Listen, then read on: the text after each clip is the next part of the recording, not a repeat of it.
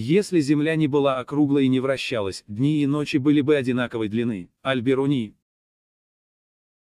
У Аль-Бируни очень много научных работ, но для примера приведем одну из них. Расчет радиуса Земли 6339,9 километра. Европейские ученые определяли радиус Земли в XVI веке, это 500 лет позже, и то после изучения трудов Аль-Бируни. Его полное имя Абу-Райхон Мухаммад ибн Ахмад Аль-Бируни. Родился в 973 году в Харазме в таджикской семье. Его называют персидским ученым потому, что таджики это и есть перси, и Хорезм был частью Ирана. Ученый-энциклопедист и мыслитель, автор многочисленных капитальных трудов по истории, географии, филологии, астрономии, математике, механике, геодезии, минералогии, фармакологии, геологии и другие. Бируни владел почти всеми науками своего времени. Перечень работ Бируни, составленный им самим, более 100 названий. Свои научные труды писал на арабском и